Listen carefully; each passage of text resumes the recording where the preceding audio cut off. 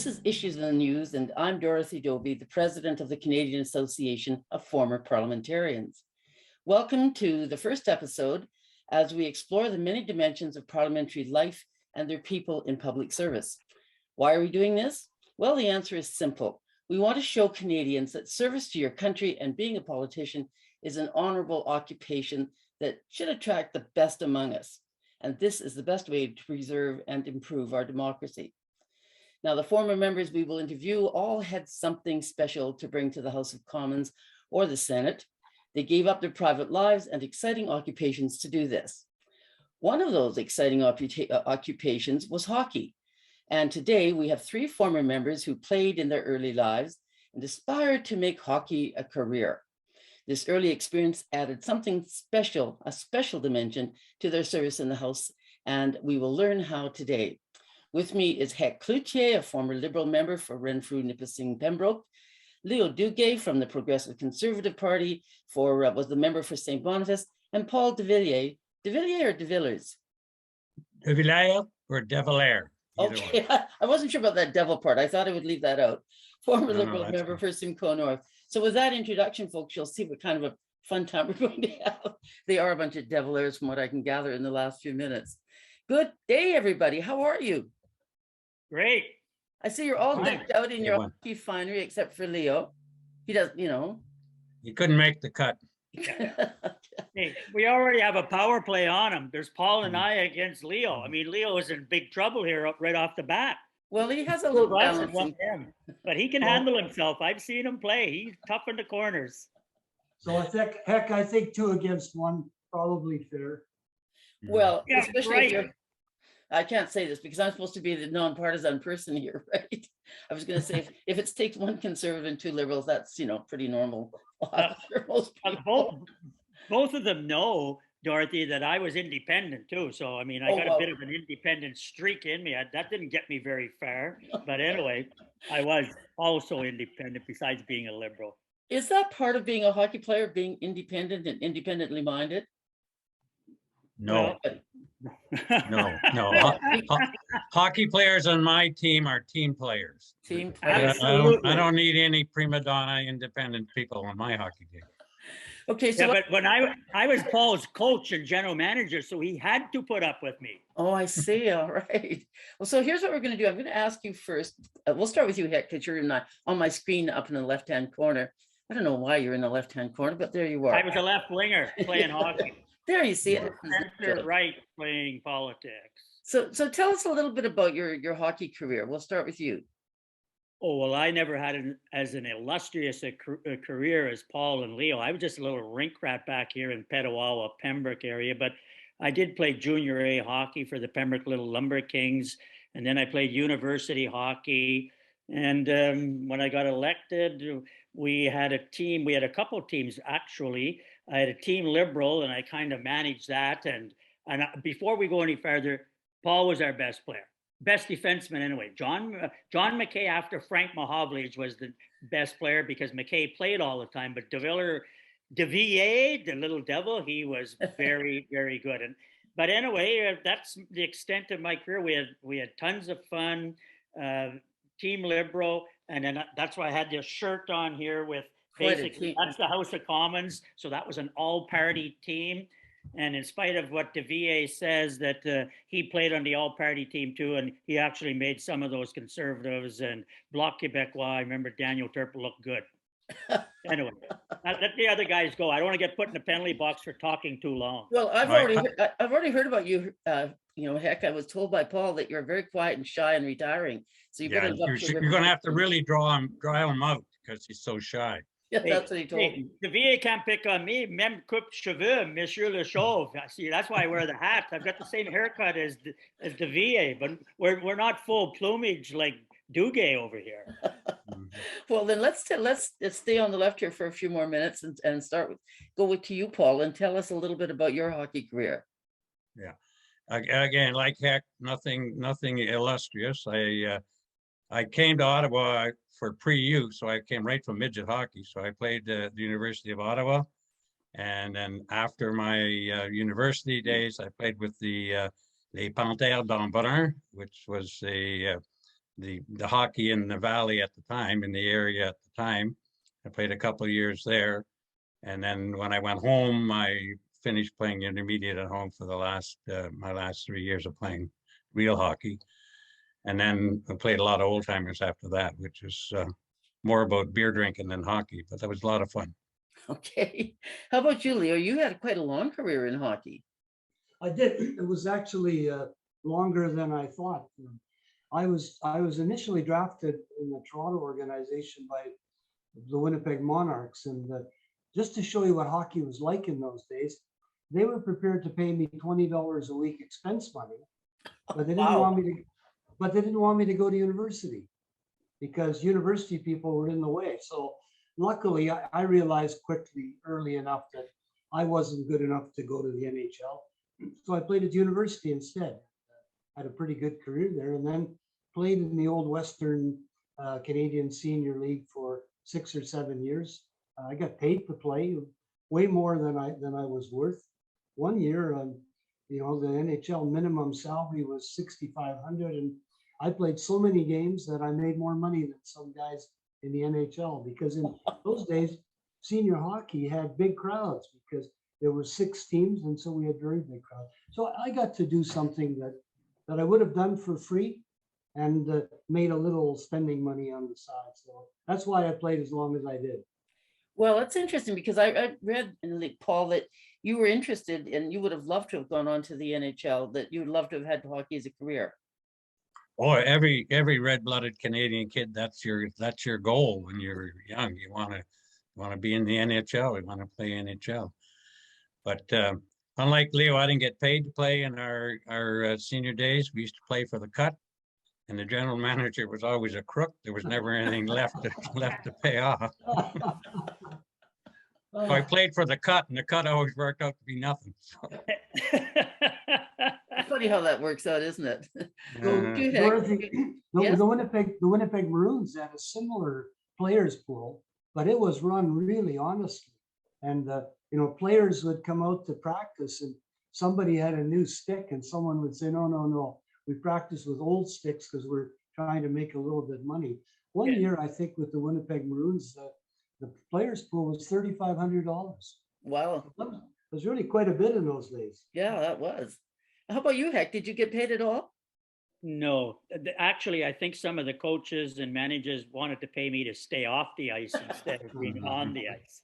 No, although to Paul and Leo's point about a manager, we had this fellow on senior hockey when I played, and we played for the take, and he was called 60-40, and was 60 for him, 40 for us. But the way it worked out, I think it was 99% for him and 1% for us. We didn't get enough to buy a hot dog, but we had a lot of fun. Yeah. So, I mean, it's like you said before, Paul, this is a team sport. You have to learn to get along with others. You have to learn to take orders from the coach, et cetera, et cetera. What did that bring? How did that inform your life as a member of parliament? Well, I came to Ottawa with the hockey mentality that there would be one coach on the team, and he was the boss, and we'd follow the team discipline. I soon learned that that's not how politics works. That's good theory in hockey, but in politics, there are too many people trying to climb that ladder so fast that the team spirit gets worn out a little bit. So I was accused of not being a self-promoter enough, because I wouldn't. I was always looking at what I thought was good for the Liberal Party, which of course meant it was good for the country. Right. But no, it was quite an eye opener for me. It took me a little while to realize that I wasn't playing hockey anymore. I was playing a different game. Yeah. So then you have to learn a few other skills. What about you, Leo? How did you find that this affected your career? So let me pick up on Paul. I think my experience in the Mulroney government was better. I think there were more team players, but more important than that, I think it shaped how I behaved. I thought I played hockey, and I saw winning teams. They were disciplined. There was a plan and a strategy, and saw quickly how you win. And I played on an awful lot of losing teams and understood very quickly why they lost. sometimes they had good players, but they had no discipline, had no strategy. They played for themselves rather than the team. So I think it influenced my behavior, and I tried to behave in politics the way I behaved in hockey. Did that give you a disadvantage, like Paul suggests, or did you find a way to get around that? No, I learned in hockey that I guess one of the big lessons in hockey is a lot about intimidation. People try to intimidate you so you can't do what you want to do, and you learn to deal with that. You learn to develop alliances, line mates who help you out. You have a training staff when you're hurt that helps you get back to play. So I think you learn a lot about support systems and people. You learn a lot about the opposition and taking them seriously. So, and I don't think you can do a lot about what other people do, but you can do a lot about what you do. How about you, Heck? How do you feel it informed your career? Well, to both Leo and Paul's point, hockey, like politics, is a team affair. I mean, you've got to go along with the team. And if you don't go along with the team, there could be repercussions. And perhaps that's one of the reasons why I ran as an independent a few times. I guess the independent streak is there, like it still was with Duguay. But at the end of the day, you're far better off on any team, whether it's a hockey team or a political team. To Paul's point in particular, I think that I'm not trying to put words in his mouth. I don't believe he had a problem with the coach, with the boss, who was Jean Clouthier at that time. But there were some members of parliament, and I believe Leo will agree with this, who they just wanted to go from the fourth or fifth row to the first row like a snap of your fingers. And they will do anything, some of them, not all of them, to climb right over the top of you. Duguay was the National Caucus chair, very talented guy, fluently bilingual lawyer, great hockey player, like I said previously, but there were some people out there who did not like that fact, and they were trying to advance in the system. So as Paul said, and once again, I'm not trying to put words in his mouth, I don't believe it was the coach, but some other people, players in the team, supposed to be the Liberal team. At least with hockey, you could line the person up in the dressing room or on the ice. You just don't pass them the puck, or make sure you pass it into their skates. Yeah. But in politics, that's just the way it goes. And to Leo's point, when he said the opposition, I thought when we had this team, that was the best almost, because we had opposition players on it. And I could actually see the difference with the camaraderie between the opposition players who played on the hockey team with the Liberals. So there was Liberals, NDP, even Bloc Québécois. Danielle Turp was on there, and Richard Marceau, and the NDP. There was still an adversarial atmosphere in the House of Commons, but it wasn't nearly as, maybe I used the word severe, once you'd played hockey with that person. You just got to know them a little bit better. So that was a good team building in one way for the House of Commons. But at the end of the day, as both these gentlemen said, it's still a team, and you've got to go along with the team. You may not like it sometimes, but that's the way it goes. What I wish we could have done with some of the people who weren't team players, when we had that in hockey, somebody misbehaved, they had to come to practice and they had to scrimmage. Yes. So exactly. we got our chance to set them straight in scrimmage. In politics, you couldn't do that. And let's be frank. The years I was there were two camps. There was the official Liberal team that Jean Chrétien was the leader of, and there was the Paul Martin team that was always working against the team. And it's the sad fact, and that's how it was. And I was penalized for being a Chrétien guy. Well, I got there. He was our elected leader, so he was the guy I was going to follow. There was no question. But when the Martin gang took over, then I was in the penalty box. So it's a complicated balancing of personalities in Parliament, isn't it? Because I'm reminded from what you're saying of Churchill's maiden speech when he said, "I'm very familiar with this place over there, Mr. Speaker, is the opposition, and over here is the enemy." That kind of thinking. How do you overcome that? And are the rules from the hockey game, aside from the scrimmage thing, that you can do to subtly shift the way things go? Leo? So just two things. I think I was lucky because in the nearly 10 years of the Mulroney government, there was not one iota of challenge to his leadership. That's Not right. one. Internally, sometimes even when we were very bad at the polls, everybody was following Mulroney. Largely, I think his skill in uniting people together was very, very good. So I get that, but in terms of getting people to be straightened out, I think I learned something in hockey. I was a coach as well as a player in my latter years, and I used to say to people, look, while the game is on, just shut up and play the game. Mm. Between games, if you want to come into my office and have a chat with me about who should be on the power play, whether you're getting enough ice time or whatever, we can do that. But during the game, shut up. And I found the same thing in our caucus, in the Mulroney caucus. There were some drag 'em out fights in caucus. And I think I learned that. I got along really well because I could say whatever I wanted in caucus. I remember one day I made a long address about Canada Post and the union stuff, only to find out that that was going to be on the order paper today.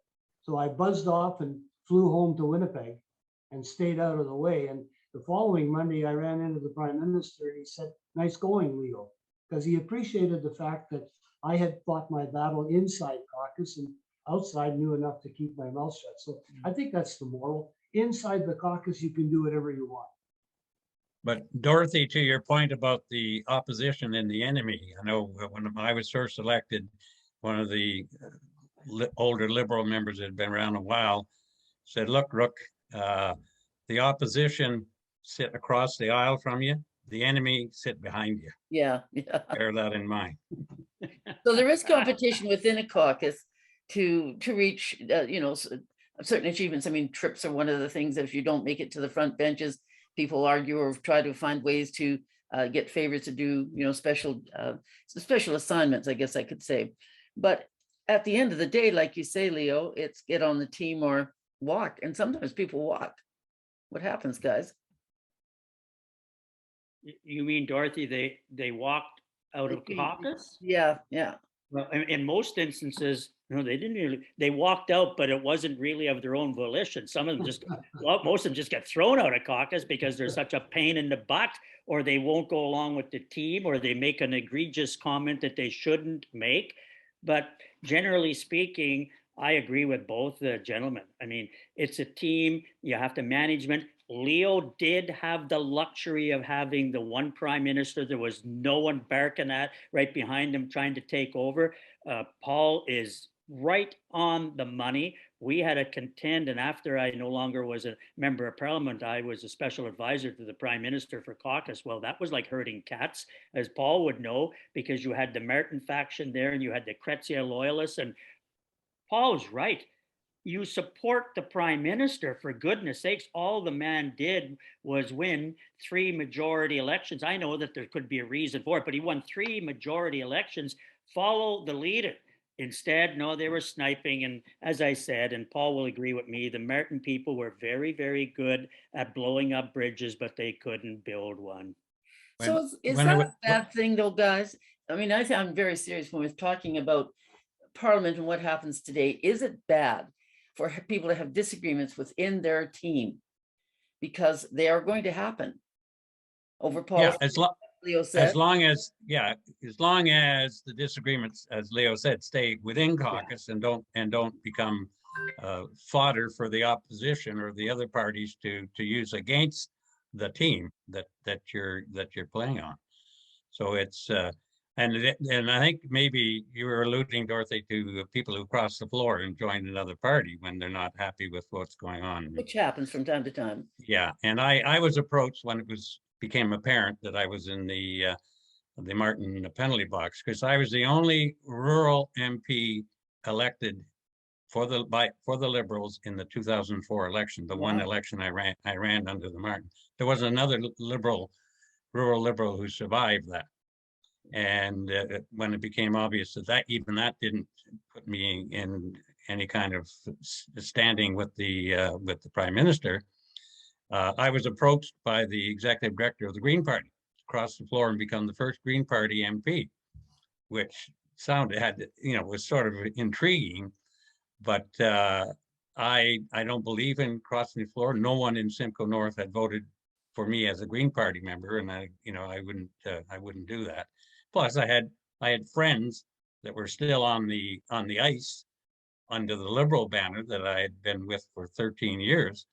I wasn't going to, mess up any relationships that they might have with their constituents by saying, here, Liberals are becoming Greens and it's all going to hell in a handbasket. So I wouldn't have any part of it. But do you regret any of those days, even when you went through the awkward times and the difficult times? And there are many. I mean, you give your entire life to this funny business you're suddenly thrust into. Any regrets, anybody? Well, I don't, Dorothy. I went through the CF18 in Western Canada, in Winnipeg. I mean, the week the CF18 was announced, we were down to 11% in Manitoba. Wow. But it, I always took the view that it's a long game, and this was an individual issue, and it would go. But I always took the view that if my party did 10 things and I disagreed with one, well, maybe there was a chance I might be wrong. Yeah. The same thing as in hockey. If the coach, the players all want to do a certain thing and you disagree, there's a chance you're wrong. Yes. Yeah. Whenever I lost, and not very many people get into politics and win like the VA, but anyway, when I lost, it was over a very controversial issue, and just what Leo was speaking about, the CF18. Well, his CF18 was my gun registration, because I was one of the rural members of Parliament in a hunting area, farmers, very rural, like Paul's. Yeah. And I told the sitting Prime Minister at that time, I contacted him a couple of weeks before the actual voting day, and I said, Mr. Prime Minister, I'm going to lose this election. He said, no, Hector, the people really like you. I said, you know what? They may like me, but they're voting against me, but I'm staying with the team. And I did. And I'm not saying that's 100% cause, but probably 95% cause, because that was the only focal issue in that campaign in the fall of 2000. And the voting day was in November, which coincided with hunting season. So, but you take it for the team. It's the same as anything else. There's an aphorism in life, take one for the team. So I took one for the team. And I firmly believe that's why the Prime Minister asked me subsequent to that election to come and work in the Prime Minister's office and deal with caucus. And that's just the way things roll along. But that's it. Sometimes you have to do things like that, because as Leo said, you might think that you're right once out of 10, but at the end of the day, it still is a team, like a hockey team. I mean, you may disagree with the coach, but if you keep on disagreeing with him, you're going to be in the black sheep squadron or sitting at the end of the bench, like Eddie Shack did one time, and take his skates off and punch him like to get on the ice. And he's going to have to put my skates back on because he had benched him for 2 periods. Anyway, so Dorothy, on that point, I have an interesting kind of story. Harley Hotchkiss was one of the senior owners of the Calgary Flames. And when I worked for Joe Clark, occasionally we were in Calgary and were invited to the games. So I got to know Harley reasonably well. And one day, the Calgary had a coach who wasn't really all that nice a person, but the Flames were winning. And I remember one day he said to me, pretty hard to fire a coach when he's winning. But I want to tell you, if he ever starts to lose, he won't be there more than 2 minutes. And, this is exactly what happened. When the Cubs started to lose, the coach was gone. So, this Heck's right. It's a team game. And if you don't play according to team rules, things are not going to work out for you eventually, and they're never going to work out for your team.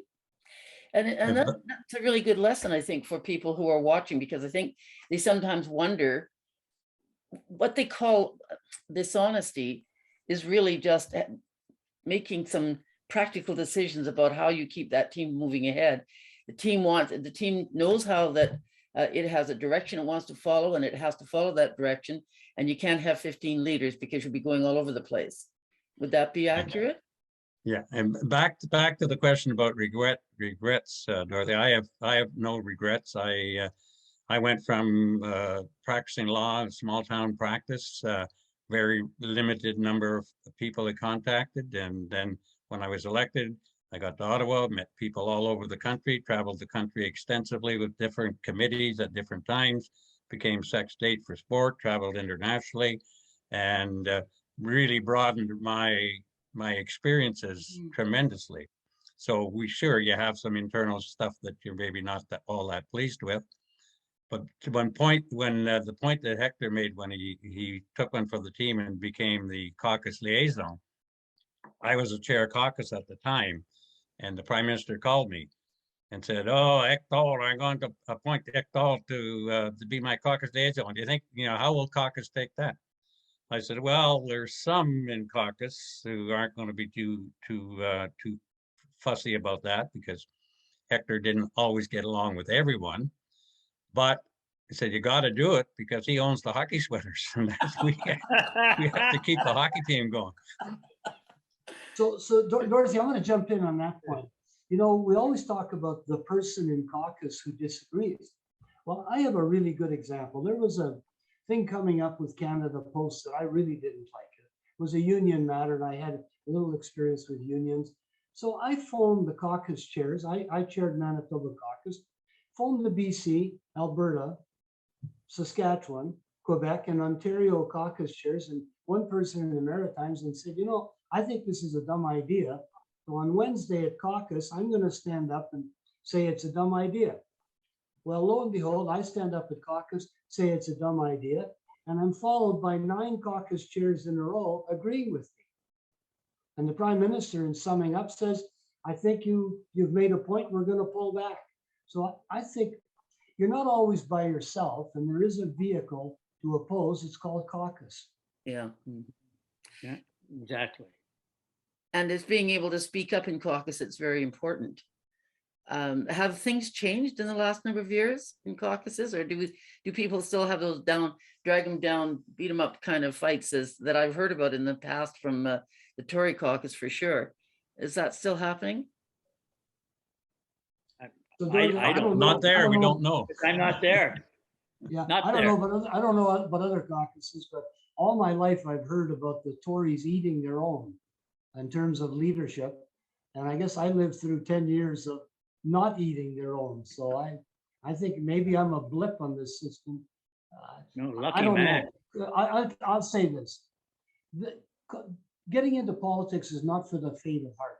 And you'll know, Dorothy, that since Confederation, we've had a very small number of people who've been members of Parliament or senators, less than 6,000. Yeah. It's a very small club. And pick up on Paul's point, it's a privilege to be a member of Parliament. And if you're privileged and 20,000 people checked off your name, and have the courage of your convictions, stand up and say you disagree with something. When I hear people who cower in caucus, they're cowards, period. Yeah. Now, is that something you learned from hockey, how to take on an issue and how to confront it up front and not be a coward? I mean, it seems to me you have to have a lot of determination and grit to play hockey in the first place. Well, I was always the smallest guy on the team. So, and probably one of the yappiest. And I wasn't a real great hockey player, but I was a fast enough skater. So they always wanted the big guys. Of course, everybody was big for me when playing against them. They kind of wanted to rub me out, especially body contact. But I held my own. I was a feisty little guy. And that's what you have to do, because maybe you can't beat the big defenseman up, but if he knows that you're not going to be intimidated by him and you'll stick it to him if you have to and fight your own battles, they will grudgingly, some of them, give you the respect and give you space. And I'm sure the other two feel the same way. You just cannot be intimidated. And in politics, it's the same way. You cannot be intimidated, but I can't stress this enough. At the end of the day, you can stand up in caucus, and I did many times, and I know Paul did before he became the caucus chair, and we disagreed sometimes with some cabinet ministers, even the Prime Minister. And to tell you the truth, the Prime Minister of the day, Jean Clouthier, he liked it better because he was a street fighter, as long as you were coherent and made sense to what you were saying. He liked that when someone get up, and other people would just sit back and they just say nothing except complain about it afterwards. So Dorothy, Paul de Villers and I play golf on a regular basis, and we also play with a guy by the name of Dick Mones, who's from Petawawa, and he knows Heck. So you want to know how tough Heck is? Dick Mones says he's cleaned out a few bars in his life. I had a big broom. Yeah. How about Yeah, you? and Hector and Dick Mones skate very similarly. So fast you can't see them. Yeah, but he's 6'4" and I'm 5'4". Yeah. You're But 5'4"? he's a great player. Yeah, yes. Oh yeah. I'm only a little shrimp. But one of my Yeah, go ahead, Paul. one of the things I'm most proud about is that I had Prime Minister Craig yelling at me 3 times in caucus. Wasn't liking what I was saying. He tried to. He'd say, "You sit down and be quiet. You're making me mad." He's right. I was there that day. I went, and then the VA came back up the second time. And then he got, I don't know who the caucus chair was the third time. And I thought, you're going to get killed. But you know what? The Prime Minister promoted Paul after that to be our Minister of Sports. And he took him golfing with him with Tiger Woods. Wow. That's right. Clouthier loved Paul de VA because he's feisty, Hector. He's tough. Anyway, that's the way it goes. So Heck, I want to bring, it's not just because he was feisty. It's because he got respect by saying what he thought. Yeah. Absolutely. He's not just feisty about nothing. There's feisty about nothing. There's feisty about something. Well, you don't get to be the caucus chair because you're a shrinking violet. They knew that if they came to Paul with an issue, Paul would put them on, even if Paul knew that it could be controversial. But Paul was very fair, but don't cross him. Then the hockey came out. Yeah, well, you're going to get it, buddy. You're going to get a cross check. But anyway, that's the way it works for sure. Hey, Dorothy, this crossing business reminds me, I was on the list to lead a delegation to Bulgaria. And I was in Winnipeg, and we had a lot of people, and I was doing something really important. I forget what it was, but the whip called and said I had to go to Ottawa to make a vote.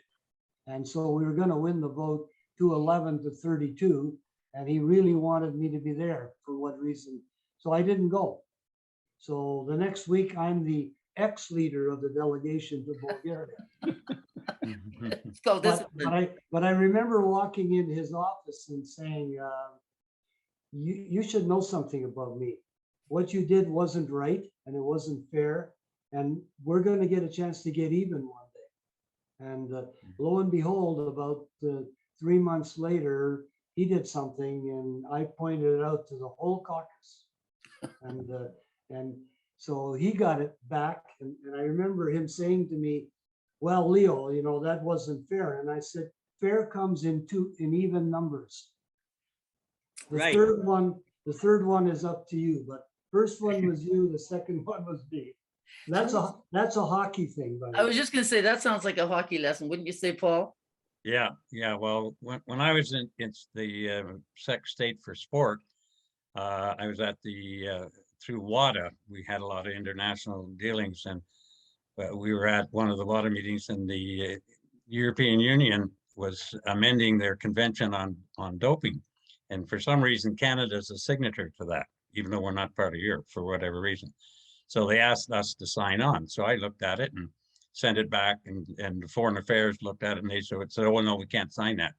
So I looked at it again, and the 3 changes they were making, we were already doing. So I went ahead and signed it anyway. Foreign Affairs ended up having the ambassador who dealt with the European Union had it revoked. Really? My signature as the Secretary of State on the convention had it revoked. So Bill Graham was the Minister of Foreign Affairs at the time. So I brought it up with Bill and raised hell over it. But but that's the type of thing that it made absolutely no sense to not sign it. And the headline would have been, Canada doesn't sign, Canada not in favor of anti-doping. Yeah.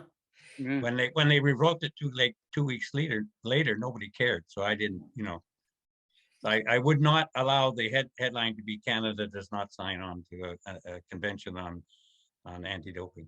And that's, I mean, you have to make those decisions sometimes. Is there a lot, I mean, that actually brings up a question that's interesting, I think, to people. What is the relationship between the member of parliament, the minister, and the department? I know what my experiences were, but what were yours like? Well, I have a theory that the one thing that I would take from the American system is their cabinet ministers are not elected representatives, because there's an institutional conflict.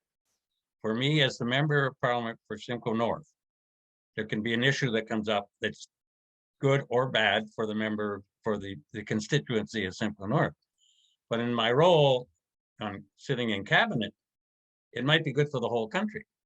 Mm-hmm. So I'm in a personal conflict immediately. If I go with what's good for the country, or if I go what's good for the constituents, who, by the way, will or will not re-elect me, it's just plus with regional representation, you often get weaker lights in cabinet than you really deserve. You should get somebody who knows something about the subject matter that they're being appointed to manage. So I like that one part of the American system. I would push for that as a change to our system.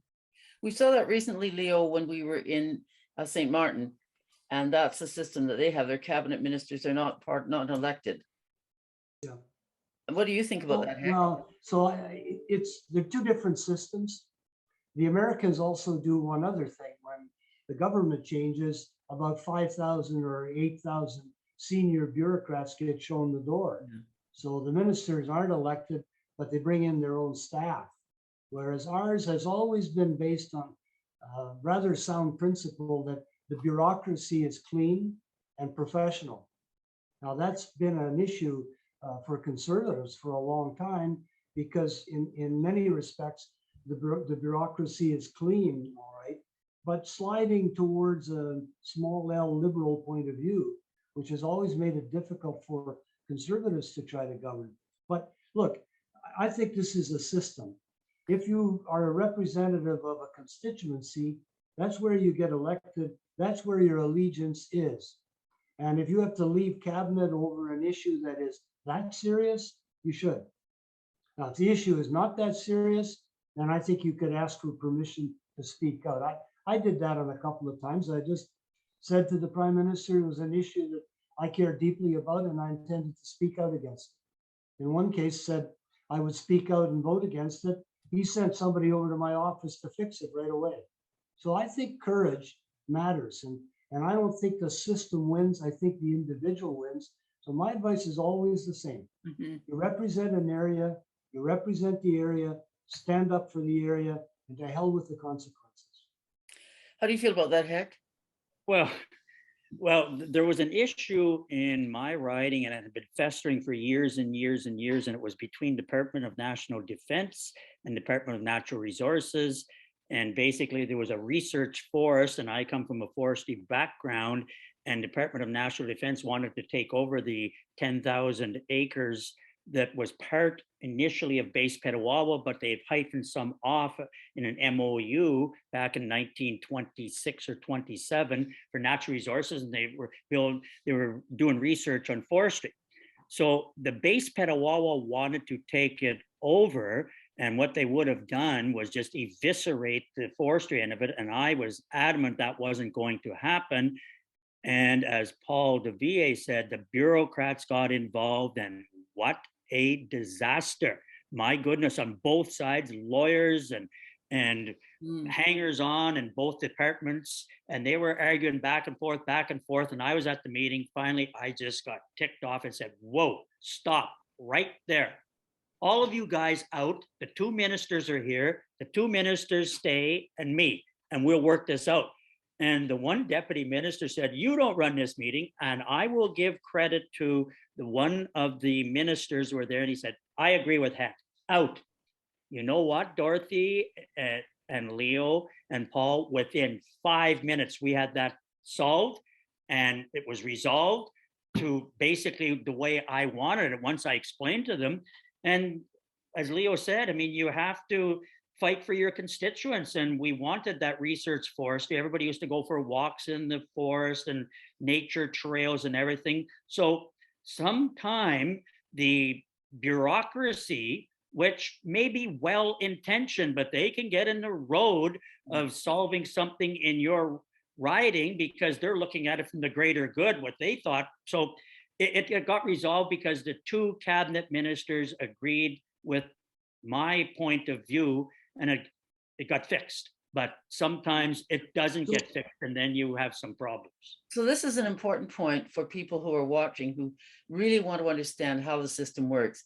The blame is always placed on the member of parliament or on the government or on the minister. But often decisions are taken that have very little to do with the will of the individual member. Would that be correct? Well, gun registration. On that issue and the point Heck made, one of the things that I saw in hockey, I said I played on a lot more losing teams than winning teams. But a couple of the winning teams that I played on, when the dressing room door got closed and somebody wasn't holding their end, somebody would tell them.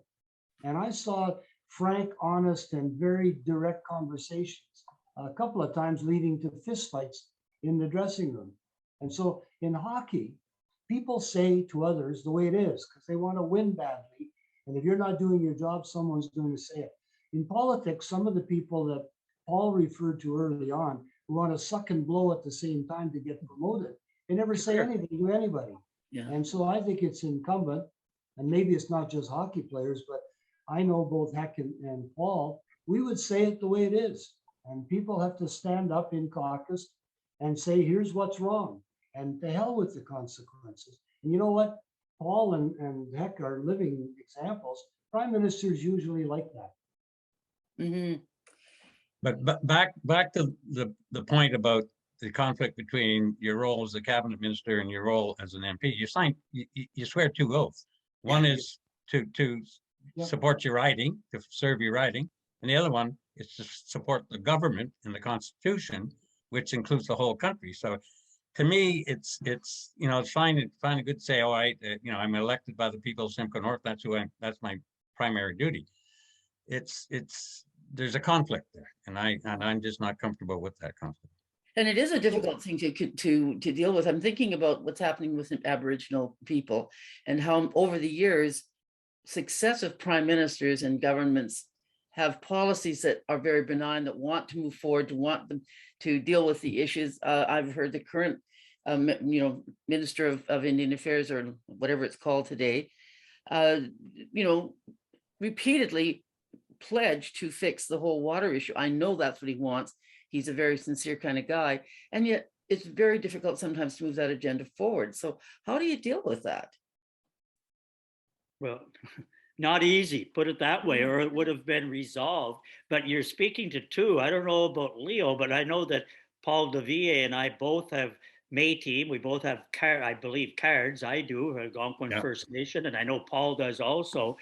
It is tremendously difficult, and I'm not trying to just lay the blame all the time on the bureaucrats, but a lot of times it's bureaucratic overreach, whether it's Department of Indian Affairs or whether it's Department of Economic Development. It just piles on. The government is such a big labyrinth of different departments, labor, environment.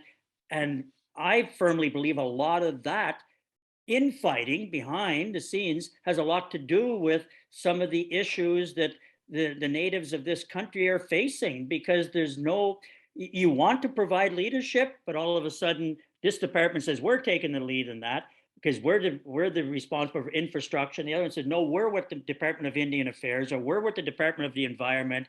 And the old aphorism, too many cooks will spoil the soup. I don't know what the rest of them think, but it is not an easy issue to deal with by any stretch of the imagination. But it's been festering and festering and festering, and some of it's getting done. I saw a program last night and there was an Indian chief, I think it was up in Churchill, and they were just so proud of the fact that they got a new water filtration system.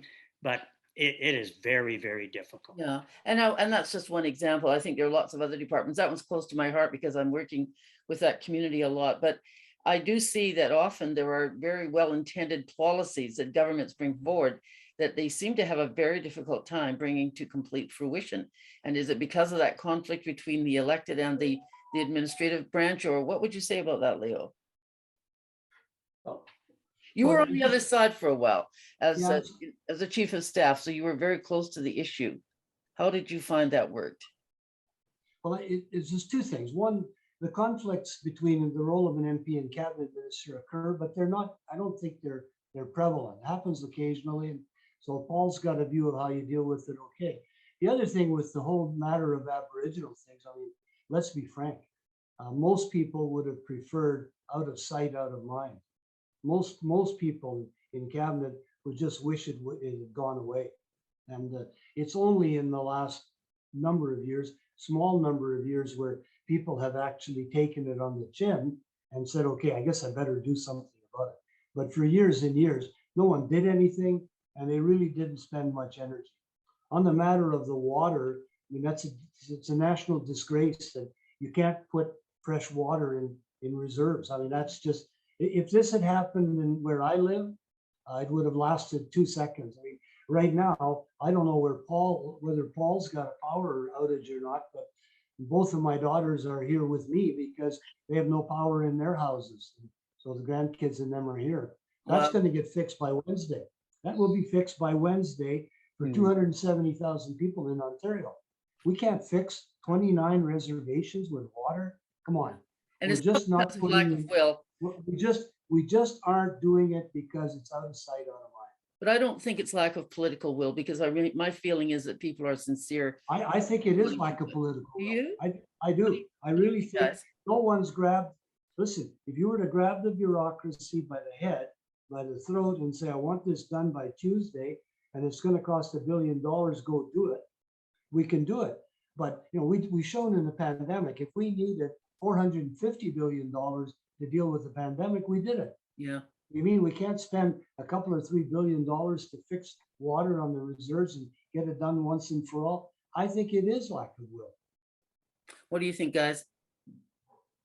Yeah, it's governing its choices, and obviously the will hasn't been strong enough to deal with the situation on reserves.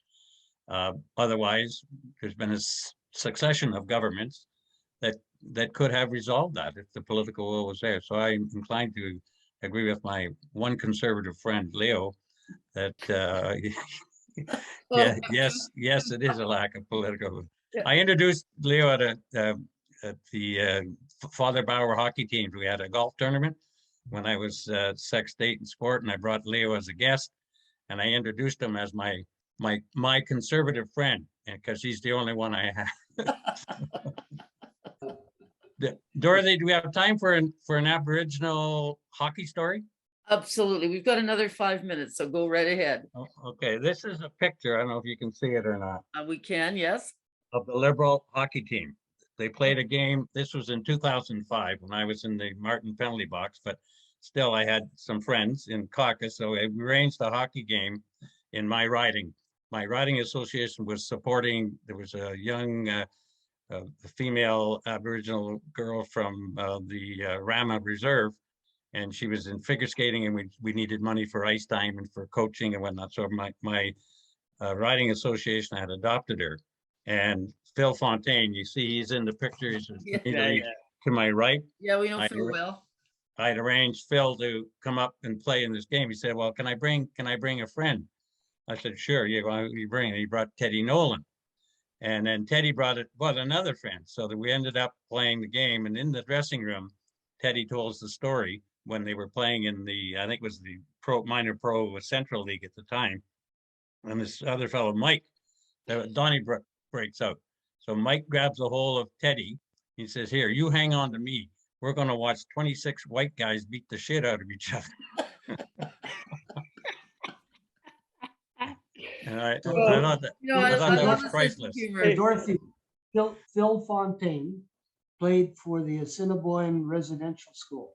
Did he? And I played against them Yeah. as a young 13-year-old. And I've got to say, I had no idea what residential schools were. Yeah. Later on, there was one headline about one day when I got a couple of goals, and they referred to me as Leaping Leo. And Phil Fontaine sent me a note about that, saying, "I remember it well." Oh, You know, yeah, Dorothy, my Phil Fontaine story is, and Paul was part of it. He contacted me when I was the player coach of the Liberal team, and he said, "Heck, I'm going to bring a group of Indigenous guys to play against the team Liberal, and we already have the Ottawa Civic Center, not the new one, but the old Ottawa Civic Center booked. And will you play us?" I said, "Okay, but remember, we're not that good. Don't worry about it, Heck." He says, "We're all older." And he said, "I'm going to play and everything." Guess what? And we never touched the puck.